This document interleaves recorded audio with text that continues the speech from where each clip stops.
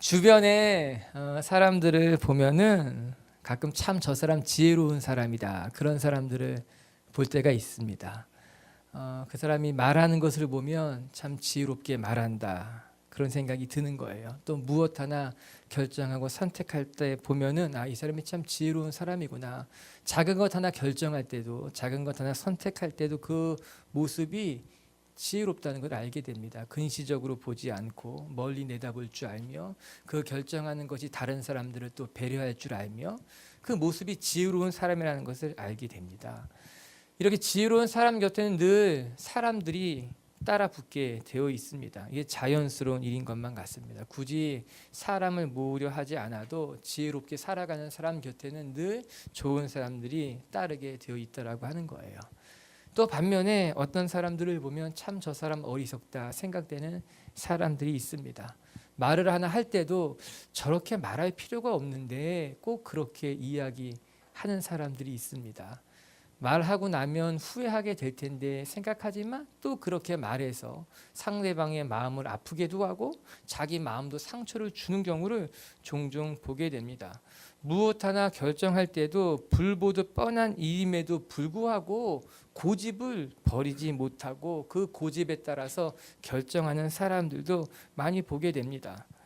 늘 내 눈앞에 있는 이익만 따지게 되고 다른 사람들을 배려하지 않게 되고, 그래서 결정하고 나서 후회하는 사람들을 많이 보게 됩니다. 안타까운 것은 후회해도 그 후회가 늘 늦었다라고 하는 것이에요. 성숙하지 못한 사람들입니다. 몸은 자랐을지 모르지만, 나이는 먹었을지 모르지만 그가 생각하는 것이나 말하는 것에 있어서 아직 성숙하지 못하기 때문에 어리석다, 지혜롭지 못하다라고 하는 것이에요. 여러분에게 묻고 싶습니다. 여러분은 어떤 사람입니까? 지혜로운 사람입니까? 어리석은 사람입니까? 무엇 하나 말을 할 때도, 생각할 때도, 결정할 때도 멀리 내다보고 하나님의 뜻을 헤아려 가면서 지혜롭게 결정하고 생각하는 사람들입니까? 아니면 늘 내 이익에, 내 눈앞에 보이는 것에 사로잡혀서 결정하고 후회하는 사람입니까? 고집을 포기하지 못하기 때문에 다른 사람들의 마음을 아프게 하는 어리석은 사람입니까? 우리 빛의 교회 성도 여러분, 우리가 성숙한 사람들이 되어서 지혜롭게 살아가는 법을 배울 수 있게 되길 주님의 이름으로 축복합니다. 그래서 여러분 주위의 사람들이 여러분을 가르치기를 지혜로운 사람이다, 말하는 것도 생각하는 것도 성숙한 사람이다, 그런 칭찬 듣는 사람들이 되기를 주님의 이름으로 축복합니다. 오늘 같이 나눌 말씀이 바로 지혜로운 자와 어리석은 자에 대한 이야기입니다. 사울은 점점 더 어리석은 사람으로 변해갔습니다. 사울은 순수한 사람이었고 또한 지혜로웠던 사람입니다. 또한 사울은 누구보다도 용감했던 사람이 바로 사울입니다. 그러나 이제 사울에게서는 그런 순수함을 찾아볼 수 없습니다. 지혜로움도 찾아볼 수 없습니다. 뿐만 아니라 그는 다윗을 바라보고 시기하고 질투하며 심지어는 다윗을 보고 두려워했던 사울은 이제 겁쟁이가 되어버린 겁니다. 사람을 의식하고 사람이 두렵고 사람을 피해 다니는 그런 겁쟁이가 됐다라고 하는 거예요. 오늘 말씀은 이렇게 시작이 됩니다. 6절과 7절을 우리 같이 한 목소리 한번 읽어볼게요. 6절 7절입니다. 시작.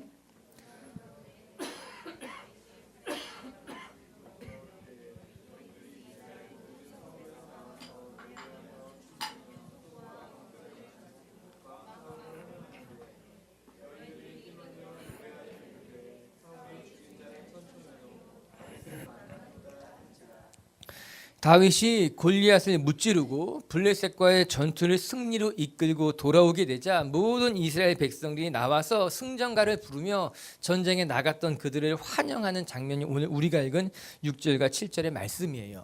이런 블레셋은 역사적으로 이스라엘에게 언제나 큰 위협을 주는 요소였기 때문에 블레셋을 무찔렀다고 하는 것은 이스라엘에게서는 굉장히 큰 경사일 수밖에 없었다라고 하는 거예요. 이스라엘 백성들이 크게 기뻐하고 즐거워하는 것은 당연한 일이었다라고 하는 겁니다. 그런데 문제는 그들의 환호성이 사울의 귀에 사무쳐 버렸다라고 하는 것이에요. 사람들은, 여인들은 이야기했어요. 다윗은 만만이요 사울은 천천이라. 이는 사울이 죽인 자는 1000명이요 다윗이 상대해서 죽인 자는 10,000명이라고 하는 겁니다. 여러분, 실제로 사울이 죽인 사람이 1000명이나 될까요? 실제로 다윗이 죽인 사람이 10,000명이나 될까요? 그거 그렇지 않을 겁니다. 그냥 전쟁에서 승리하고 돌아온 사람들을 기념하며 축하하며 그들이 말하는 거예요. 큰 공을 세운 그들을 이스라엘 백성이 칭송하고 있는 말이라고 하는 겁니다. 다윗이 만만을 죽이고 사울도 천천을 죽이고 그냥 그들을 격려하고 축복하는 말이었는데, 사울 마음속에, 그의 마음판에 그들이 했던 이야기가 꼭 박히게 된 거예요. 사울 자신보다 다윗이 더 많은 스포트라이트를 받는 것만 같다라고 하는 겁니다.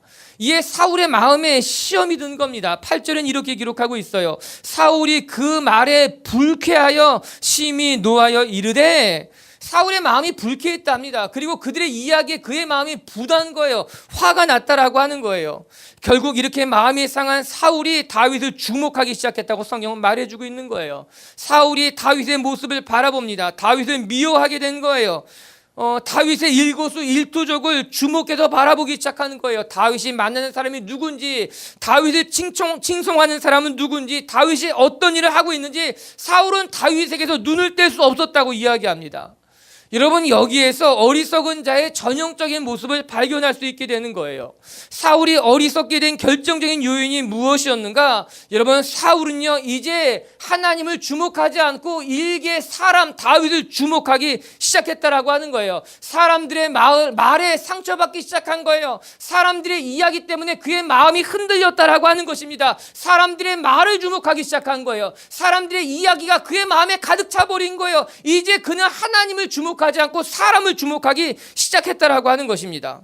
사울이 점점 더 어리석어진 이유가 바로 여기 있다라고 하는 거예요. 그는 하나님을 주목하고 하나님의 말씀을 경청해야 되는데 사람들의 말을 경청한 거예요. 사람을 주목하기 시작했다라고 하는 거예요. 사울의 마음에 시기와 질투가 가득해집니다. 사울은 천천히요 다윗은 만만이라는 사람들의 외침이 사울의 생각을 전방 지배해버린 거예요. 사울은 이제 고백합니다. 다윗이 얻을 것은 나라 말고 더 무엇이더냐? 이제 다윗이 이 나라를 빼앗아 갈 것이라 라고 하는 그런 엉뚱한 생각에까지 자격지심에 빠진 거예요. 열등감에 빠진 거예요. 자기 비하를 하기 시작했다라고 하는 겁니다. 여러분, 질투는 무서운 겁니다. 누군가를 시기하고 누군가를 미워하는 것은 무서운 일입니다. 시기와 질투는 우리의 눈을 가리우게 됩니다. 질투가 마음에 드는 순간 우리 마음이 심각하게 삐뚤어질 수 있습니다. 사람을 제대로 바라보지 못하게 된다라고 하는 거예요. 여러분, 처음엔 그냥 부러웠을 뿐인데 그 부러움이 시기를 만들고 그 시기가 우리 마음을 질투하게 만들고 그 질투가 우리 마음을 사람을 바라보기에 사람을 두렵게 만들어 간다고 성경이 우리에게 이야기하고 있는 건 아닙니까? 모든 것을 굴절되게 만들어 보이는 거예요. 사람의 마음을 병들게 하고 있는 거예요. 마음을 썩어버리게 한다라고 하는 것이죠. 여러분, 잠언 14장 30절에 이렇게 말씀이 나와 있어요. 같이 한번 읽어볼게요. 시작. 평온한 마음은 육신의 생명이나 시기는 뼈를 썩게 하느니라. 평안을 주는 것은 우리의 육신의 생명을 주지만 시기는, 질투는 우리의 뼈를 썩게 한다라고 하는 거예요. 여러분, 잠언 기자의 이야기요. 당신이 누군가를 질투하고 시기하게 되면 당신의 뼈가 썩는, 마음이 썩는다. 당신의 속이 병들게 된다라고 하는 거예요. 여러분, 우리 중에 누군가를 질투해 본 사람이 있다면, 누군가를 시기해 본 사람이 있다면, 누군가를 미워해 본 사람이 있다면 이 말씀을 잘 이해할 수 있을 거예요. 누군가를 미워하게 되면 우리 속이 병들게 돼요. 질투는요 우리의 마음을 상하게 만든다라고 하는 거예요. 결국 우리 마음이 병들게 돼요. 우리 영혼이 죽게 되어 있다라고 하는 거예요.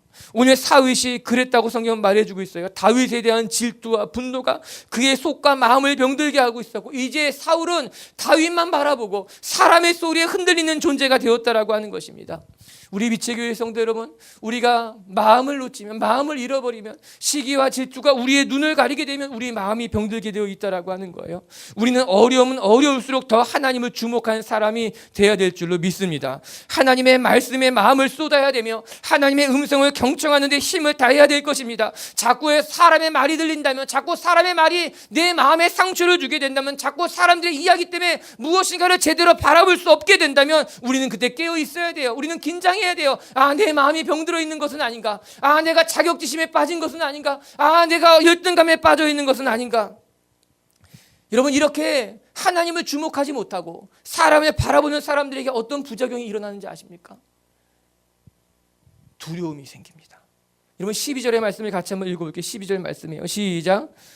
여호와께서 사울을 떠나 다윗과 함께 계심으로 사울이 그를 두려워하느냐. 여러분, 사울이 다윗을 두려워했다고 이야기합니다. 뿐만 아니라 15절에서도 사울의 마음에 두려움이 가득했다라고 기록되어져 있어요. 사울 마음속에 어느덧 사람이 두렵기 시작하게 된 거예요. 다윗이 두렵기 시작했다라고 하는 거예요. 하나님이 자기와 함께하지 않고 다윗하고만 함께한다는 생각이 드니까는 다윗이 두려운 거예요. 처음에는 질투와 분노가 있었지만 나중에는 두려움이 그의 마음을 흔들어 놓기 시작했다라고 하는 것입니다.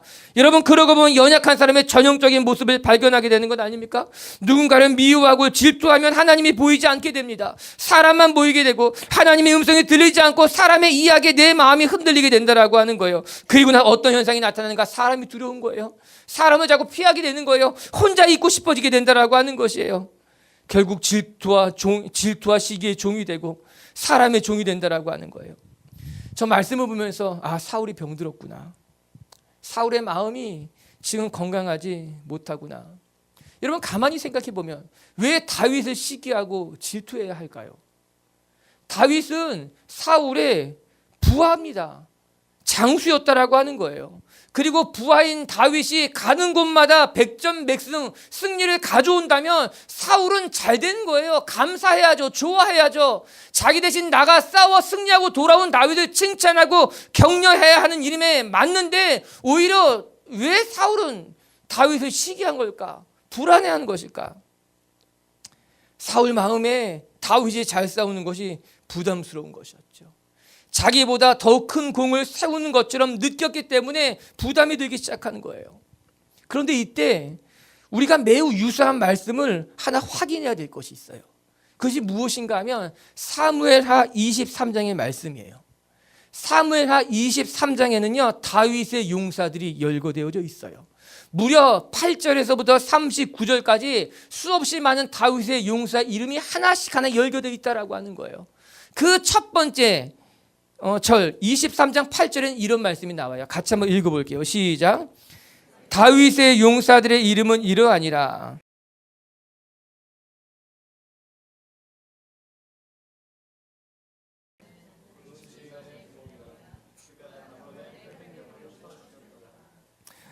요셉 바세바시라고 하는 부하가 있었는데 이게 다윗의 장수였는데 무려 그는 전쟁터에 나가서 800명이나 되는 사람을 한 번에 무찔렀던 대단히 용맹스러운 사람이었다고 이야기하고 있는 거예요. 그것이 다윗 곁에 있었던 다윗의 장수였다고 하는 겁니다. 여러분 8절뿐만 아니라 9절, 10절, 11절, 12절 계속해서 다윗 곁에 있는 용사의 이름이 그가 했던 업적들을 기록해 놓고 있어요. 여러분 18절에 보면요 아비새라고 하는 놀라운 사람이 또 등장하게 되는데 이것도 한번 같이 읽어봅시다. 또 수르아의 아들 요압의 아우 아비새이니 그는 그 세 사람의 우두머리라. 그가 그의 창을 들어 300명을 죽이고 세 사람 중에 이름을 얻었으니 아마 다윗에게 다윗을 지키는 삼총사가 있었던 것 같은데 그 삼총사 중에 우두머리가 아비새라고 하는 사람이라는 거예요. 그런데 그 아비새가 얼마나 용맹스러웠는가. 전쟁에 나가서 무려 300명을 한 번에 쓰러뜨리 전 생각해 보면요 아마도 요셉 바세라는 사람과 아비새라는 사람은요 다윗보다 더 힘센 용맹스러운 용사였을 것이 분명하다라고 하는 것입니다. 그런 그들이 다윗 곁에 머물러 있었다라고 하는 거예요. 여러분 너무나 대조적이지 않습니까? 사울은 다윗이 전쟁에 나가 공을 세우니까 다윗을 한없이 두려워하고 시기하고 질투했어요. 그러나 다윗은 수없이 많은 용사들을 자기 곁에 두고 그들과 함께 나라를 세워가는 것을 말씀을 통해 보게 된 것입니다. 여러분 장군에게는요 장수가 필요합니다. 훌륭한 장군일수록 뛰어난 장수를 많이 가지고 있어야지만 장군은 장군으로서 나라를 세우고 지킬 수 있는 건 아니겠습니까? 하지만 사울은 두려운 거예요. 질투하고 시작했다라고 하는 것입니다. 내 곁에 다윗이라고 하는 용사가 있는 것이 한없이 두렵고 걱정되고 질투와 시기에 사로잡혔다라고 하는 거예요. 사울이 병들었구나. 하나님이 사울 곁에 용사를 두시고 사울을 지키는 자들을 두고 함께할 동역자를 보내주었는데 그 동역자가 부담스럽고 그 동역자 때문에 시기와 질투하는 사울은 마음이 병들었구나. 열등감이 있고 자격지심이 있고 그의 마음이 속이 상해 있구나. 어리석은 자의 전형적인 모습이라 할 수 있습니다. 사랑하는 미체교회 성도 여러분, 어리석은 사람들의 특징은 하나님을 주목하지 못하고 사람들에게 마음을 빼앗기고 사람을 주목하게 되는 거예요. 사람들의 이야기에 마음이 무너지게 되는 것이고 사람들의 한마디 한마디가 자기 마음판에 깊이 새기고 그것 때문에 쓰러지는 사람들이 어리석은 사람들이라고 하는 것이에요. 이 말씀을 뒤집어 보면 지혜로운 자는 어떤 사람인지를 알게 되는 거예요. 여러분, 지혜로운 사람은요, 사람의 말에 상처받지 않고 사람의 이야기에 마음이 요동하는 것이 아니라 하나님만 주목하며 바라볼 줄 아는 사람이 지혜로운 사람이라고 하는 거예요. 누구를 만나든 어떤 형편에 놓였든 사람들이 나에게 무엇이라 말하든지 간에 그 말에 요동치는 것이 아니라 오직 하나님을 집중하고 하나님을 주목하며 살아가는 사람들이 지혜로운 사람이라고 하는 거예요. 여러분들이 이 지혜가 있게 되길 주의 이름으로 축복합니다. 사람들의 말에 일희일비하는 것이 아니라 쉽게 넘어지고 상처받고 요동치는 것이 아니라 사람을 주목하는 인생이 아니라 하나님을 주목하고 하나님의 말씀을 붙잡고 하나님의 음성을 경청할 때 우리는 하나님이 주신 지혜로운 사람이 되게 될 줄로 믿습니다.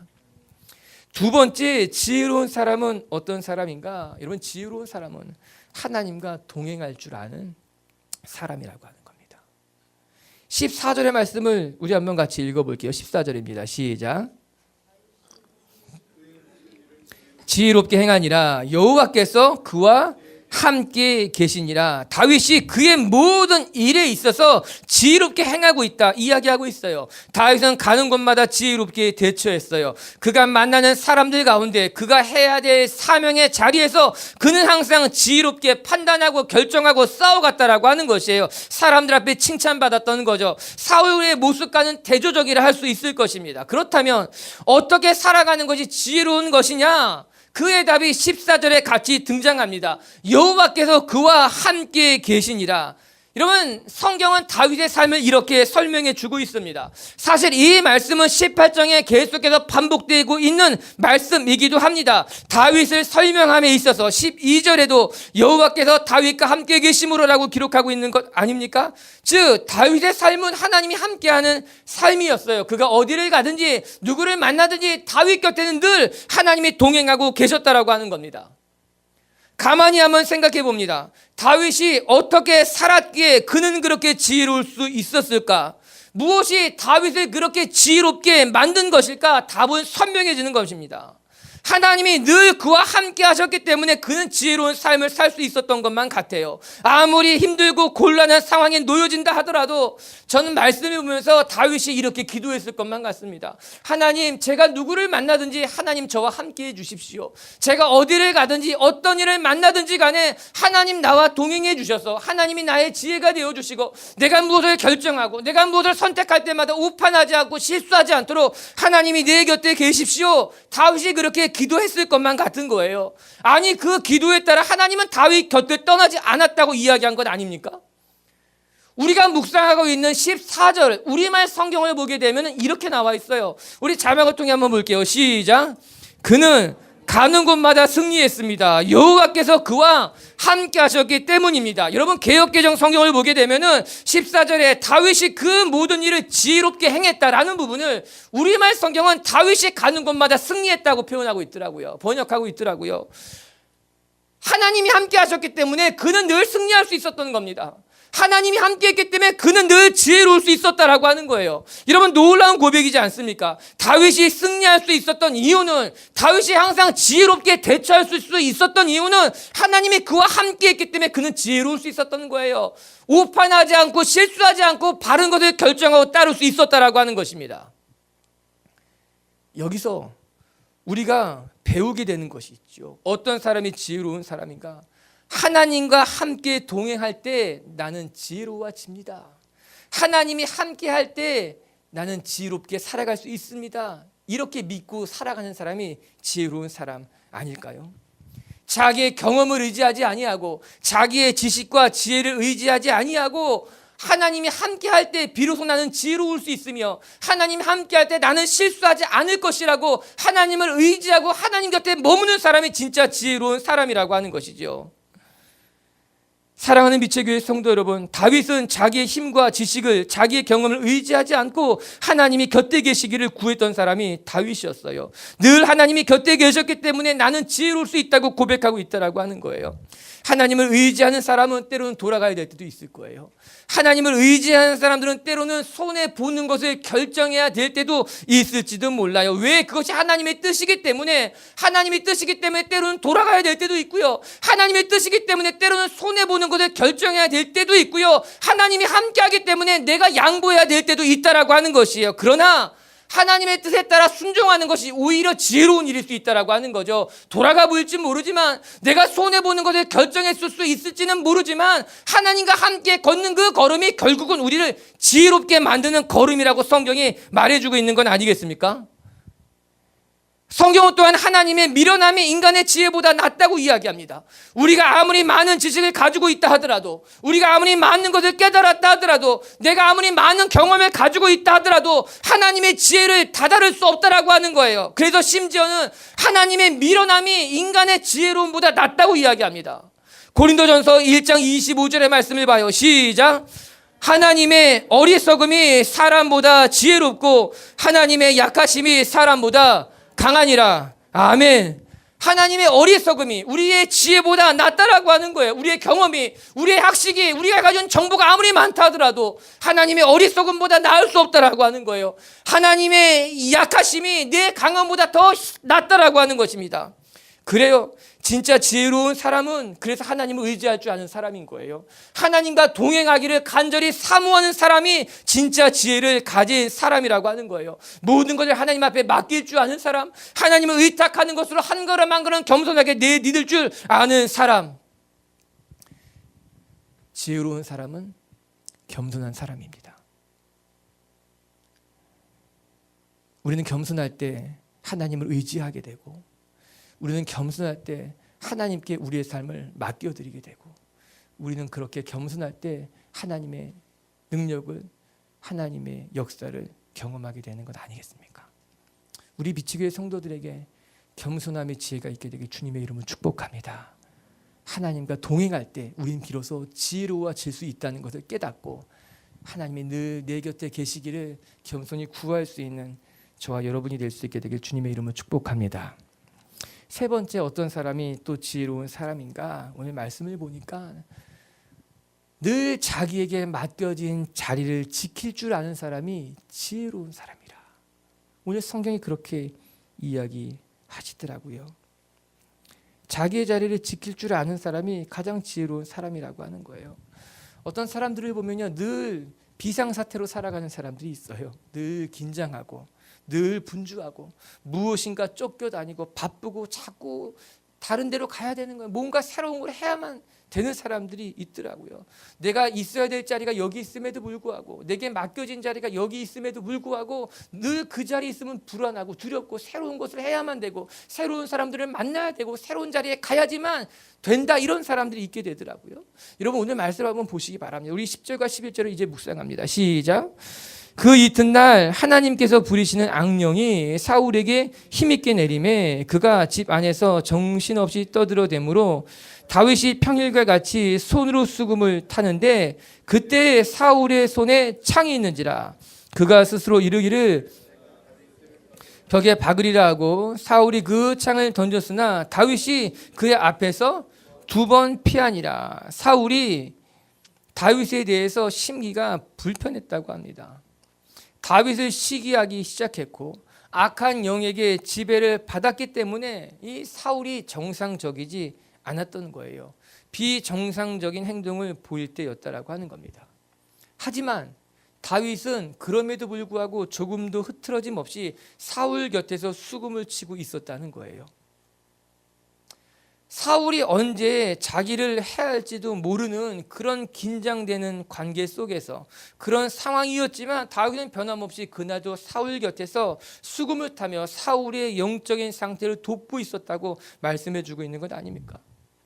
그런데 아니나 다를까 사울이 다윗을 죽이기 위해서 창을 힘껏 던졌다라고 하는 거예요.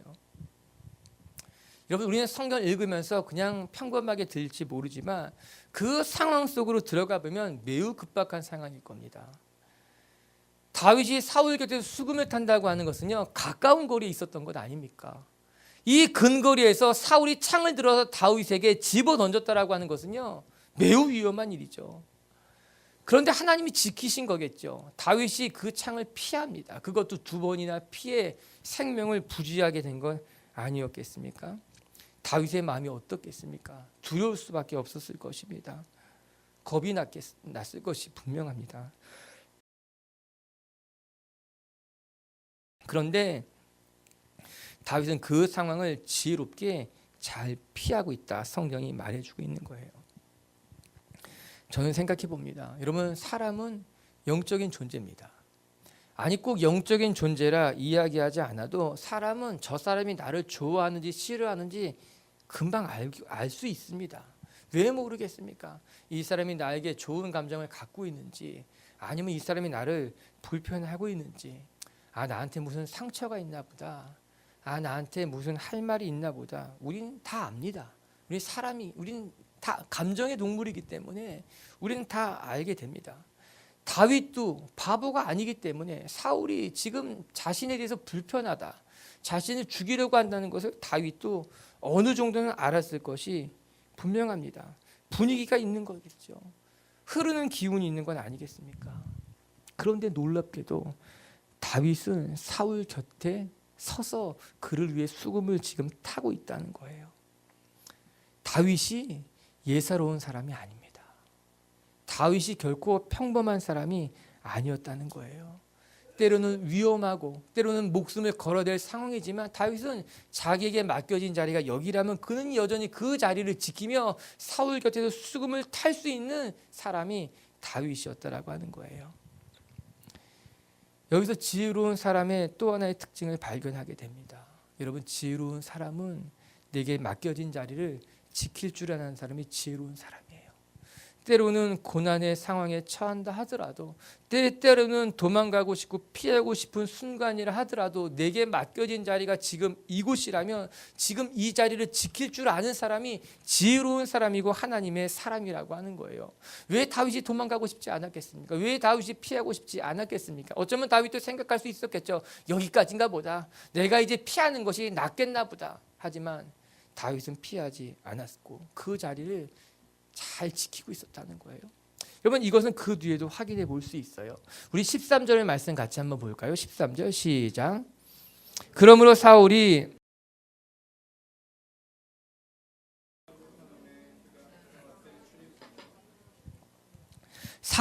다윗을 쫓아버리기로 결정했습니다. 궁전 안에 두는 것이 아니라 전방으로 내보내는 거죠. 쫓아버린 건 아닙니까? 곁에 두는 것이 두려웠기 때문에 다윗을 멀리 보내기로 결정했다라고 하는 거예요.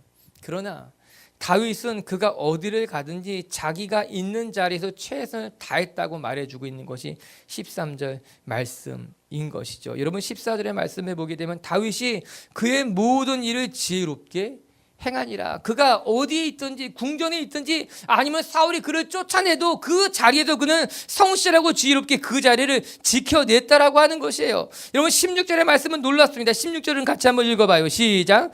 온 이스라엘과 유다는 다윗을 사랑하였으니 그가 자기들 앞에서 출입하기 때문이더라. 온 이스라엘이 다윗을 사랑하게 되었다라고 하는 거예요. 궁전에서 쫓겨난 다윗을 백성이 바라볼 때 다윗이 가는 곳마다 성실했기 때문에 궁전에 있든지 아니면 백성들과 함께 있든지 아니면 최전방에 나가서 나라를 지키는 곳에 있든지 그곳에서도 다윗은 성실하게 자리를 지켰기 때문에 사람들은 다윗을 볼 때마다 존경하게 된 겁니다. 사랑하게 된 겁니다. 다윗에게 자기의 마음을 다 내어주게 되었다라고 하는 것이에요. 이것이 바로 하나님의 사람들의 특징이라고 하는 겁니다.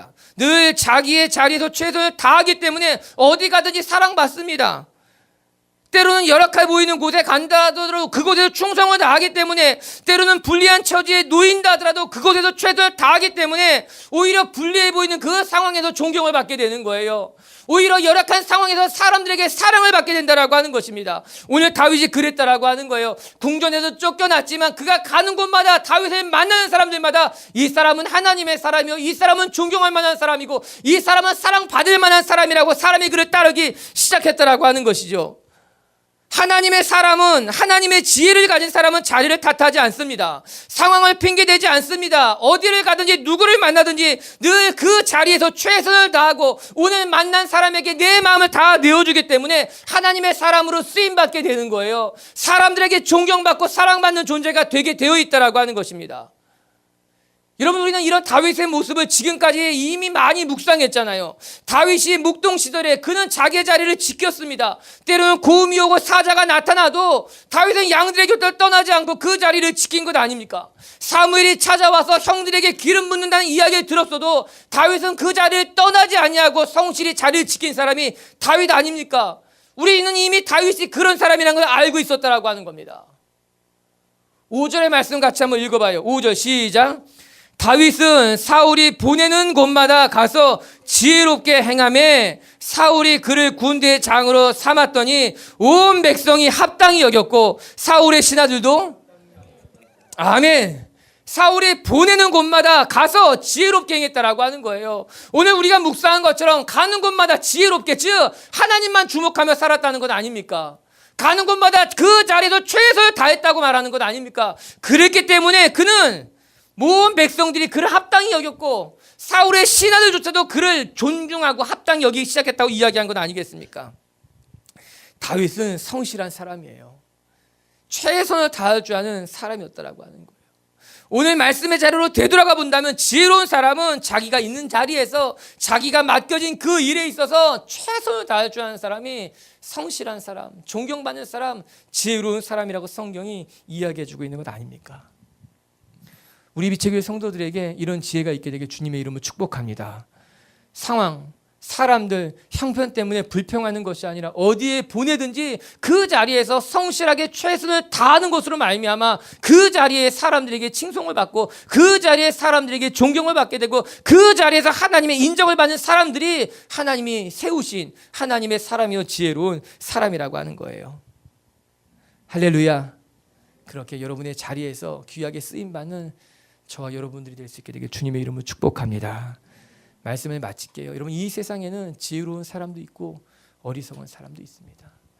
어떤 사람은 참 지혜롭다 생각이 들지만 또 어떤 사람은 어리석다. 왜 저렇게 말할까? 왜 저렇게 결정할까? 왜 고집을 버리지 못할까? 그런 사람들도 많다는 거예요. 사울은 점점 어리석어집니다. 순수함을 잃어버리고 정직함을 잃어버리고 사람을 두려워하는 시기와 질투의 종이 되어버린 것 아니겠습니까? 전 우리 빛의 교회 성도들이 늘 지혜로워 여러분이 결정하는 것이나 선택하는 데 있어서 여러분이 머문 자리에서 많은 사람들에게 존경받고 칭찬받는 사람들이 될 수 있게 되기를 주의 이름으로 축복합니다. 첫 번째, 지혜로운 사람은 사람을 주목하지 않고 하나님을 주목할 줄 아는 사람이라고 하는 거예요. 사람들의 이야기에 상처받고 사람들의 말에 신경 쓰는 것이 아니라 하나님의 말씀을 붙들고 하나님을 주목하는 사람이 지혜로운 사람이라고 하는 것입니다. 두 번째, 지혜로운 사람은 하나님과 늘 함께 동행하는 사람이라는 거예요.